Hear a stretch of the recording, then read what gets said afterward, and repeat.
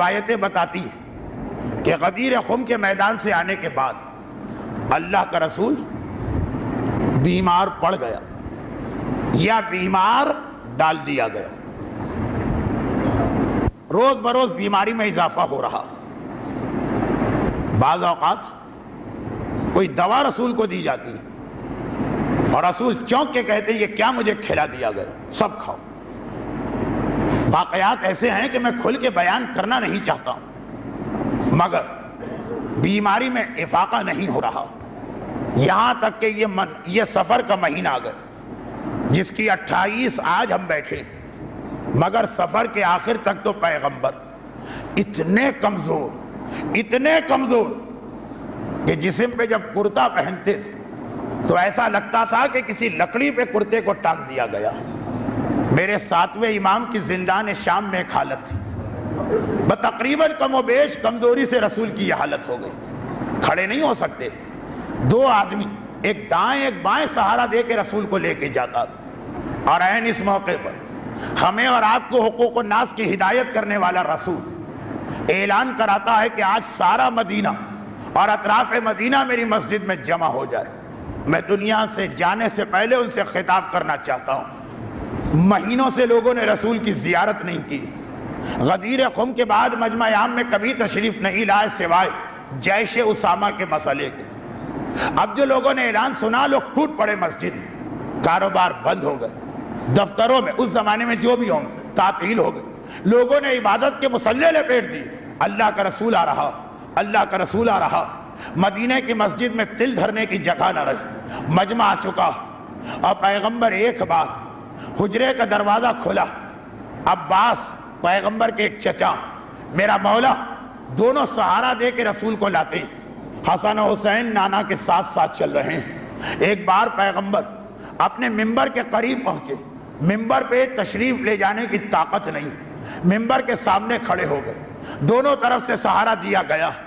مجمع سے کہا اب میرے دنیا سے جانے کا وقت آ گیا. بس اتنا کہنا تھا, مجمع پھوٹ پھوٹ کے رونے لگا. لوگوں کی ہچکیاں اور سسکیاں, مسجد گونج اٹھی. ایک بار کہا لیکن میری ایک بات سنو, میں یہ نہیں چاہتا کہ اس دنیا سے ایسی حالت میں جاؤں کہ کسی کا کوئی حق میرے اوپر باقی ہے. اگر کسی کا کوئی مالی دعویٰ ہے آج مجھ سے وہ دعویٰ کر لے, قیامت میں مجھ سے سوال نہ کرے. اور اگر کسی کو کبھی میں نے جسمانی تکلیف پہنچائی ہے تو آج وہ آ کے بدلہ لے لے, قیامت کے دن مجھ سے اس دن بدلہ نہ مانگے. سارا مجمع بے اختیار چیخنے لگا اللہ کے رسول یہ آپ کیا ارشاد فرما رہے ہیں. مگر ایک آدمی کھڑا ہو گئے. اے اللہ کے رسول, فلاں غزوے کے بعد مال غنیمت جمع تھا, مجمع بہت زیادہ تھا, آپ کے ہاتھ میں کوڑا تھا, آپ اپنے کوڑے سے مجمع کو پیچھے ہٹا رہے تھے, خالی کوڑا ہلا رہے تھے, پیچھے ہٹو. ایک بار وہ کوڑا میری کمر پہ ٹکرا گیا. میں کبھی آپ سے بدلے کی بات نہ کرتا, لیکن جب آپ خود کہہ رہے ہیں تو مجھے بدلہ لینا. پیغمبر اسلام نے سنا. ایک بار کہا بیٹا حسن و حسین جاؤ میرے حجرے میں اور میرا کوڑا لے کے آؤ. وہی کوڑا جو اس آدمی کو لگا, ادھر تو حسن و حسین چلے اور ادھر مجمع میں کوہرام بپا ہو گیا. لوگوں نے کہا کہ اشرف ہمارے بدن پہ کوڑا مار لے, دیکھتا نہیں رسول کتنے بیمار ہیں, دیکھتا نہیں رسول کتنے کمزور ہیں. اس نے کہا اگر پیغمبر منع کر دے تو میں اپنا حق نہیں لوں گا, تم نہ بولو. پیغمبر نے کہا خاموش ہو جاؤ, اس کا حق اسے لینے دو. بہت دیر ہو گئی, لوگ گھبرا گئے. آخر میں ایک مرتبہ حسنین باہر آئے, کوڑا لا کے نانا کو دیا. ایک بار پیغمبر نے کوڑا اس کے حوالے کیا, کہا اللہ کے رسول آپ کہتے ہیں تو میں اسی حالت میں کوڑا مار دیتا ہوں, ورنہ جب میرے بدن پہ کوڑا پڑا تھا تو میرا کرتا اس وقت اترا ہوا تھا اور میرے جسم کا اوپری حصہ اس وقت ظاہر ہو رہا تھا. پیغمبر نے اپنے کرتے کو ذرا سا کھولا, ذرا سا پیچھے کی طرف سے نیچا کیا, اور جیسے ہی کرتا نیچا کیا دونوں کندھوں کے درمیان مہر نبوت نظر آنے لگی. اس آدمی نے ایک طرف کوڑا پھینکا, روتا ہوا دوڑ کے آگے بڑھا, مہر نبوت کو چومنے لگا. اللہ کے رسول بھلا میری یہ مجال کہ میں آپ سے بدلہ لوں؟ مجھے تو مہر نبوت کی زیارت کرنا تھی اور اسے بوسہ دینا تھا، اس لیے میں نے یہ سارا واقعہ پیش کیا۔ وہ مہر نبوت کو بوسہ دے رہا ہے اور اب رسول کہہ رہے کہ حسنین بیٹا ایک بات تو بتا دو، اتنی دیر کیوں کر دی کوڑا لانے میں؟ کوڑا تو سامنے رکھا تھا۔ کہا نانا ادھر ہم نے جا کے کوڑا اٹھایا، ادھر اماں نے ہمیں روکا، کہا حسن حسین بیٹا یہ کوڑا لے کے کیوں جا رہے؟ ہم نے کہا اماں ایک مسلمان نانا کے کوڑا مارنا چاہتا ہے۔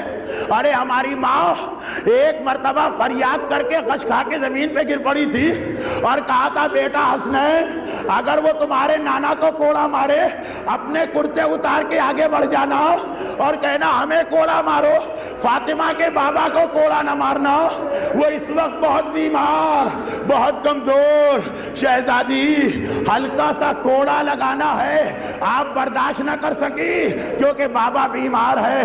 ذرا میدان کربلا میں آ کر اپنے بیمار پوتے سجاد کو دیکھے، سارا راستہ کوفے سے شام کوڑے کھاتے کھاتے جا رہا ہے اور بس ایک آخری جملہ، اور رسول گھر میں آئے، 28 سفر کا دن آیا، غشی کی عالم میں ہیں، بیٹی کی آغوش میں سر رکھے لیٹے ہیں۔ ایک بار دروازے پر کسی نے دستک دی، فاطمہ نے پوچھا کون؟ جواب ملا رسول سے ملنا چاہتا ہوں۔ زہرا نے کہا اس وقت نہیں کسی اور وقت آنا، میرا بابا بیمار ہے۔ آنے والا خاموش ہو گیا، تھوڑی دیر گزری، ایک بار پھر اسی نے آواز دی، زہرا نے کہا کسی اور وقت آنا، تیسری بار پھر دستک دی۔ اب زہرا کو جلال آ گیا، اے آنے والے بار بار کہہ رہی ہوں میرا بابا بہت بیمار ہے، ملاقات نہیں کر سکتا۔ پیغمبر نے آنکھیں کھولی، فاطمہ بیٹی آنے والے کو اجازت دے دے، یہ وہ آیا ہے جو آج تک کسی دیوڑی پہ نہیں رکا، آج تک اس نے کسی سے اجازت نہیں مانگی، مگر تیرے گھر کا یہ احترام ہے کہ جب تک کہ تو نہ کہے گی ملک الموت بھی نہیں آئے گا، اجازت دے دے۔ ملک الموت آیا اور ادھر فاطمہ نے بابا کا چہرہ دیکھا، چیخ ماری آئے میرا بابا، ارے میں یتیم ہو گئی۔ آج ہم اور آپ فاطمہ زہرا کو پرسہ دے رہے، شہزادی آپ کا بابا مارا گیا، آپ یتیم ہوئے، اور یہ یتیمی کربلا جیسی یتیمی ہے، اس لیے کربلا میں یتیمی آئی تو خیمے جلے تھے، آپ کے گھر کا دروازہ جلنے والا ہے۔ کربلا میں یتیمی آئی، بچیوں کے تماچے لگے، آپ کی کمر پہ کوڑے پڑنے والے ہیں۔ ارے کربلا کی یتیمی جیسی یتیمی ہے، مگر شہزادی بس اتنا فرق ہے، آپ یتیم ہوئی، بابا کو غسل ملا، کفن پہنایا گیا، ارے کچھ نے نماز جنازہ پڑھی، آپ کا بابا دفن ہو گیا۔ ذرا دیکھیے حجرے ہی میں جنازہ اٹھایا جا رہا، آئے سکینہ کی یتیمی، بابا مارا گیا اور لاشاں جلتی ریتی میں پڑا ہے، ارے کوئی نہیں جو حسین کا تابوت اٹھائے۔ بس ارباب ازا تابوت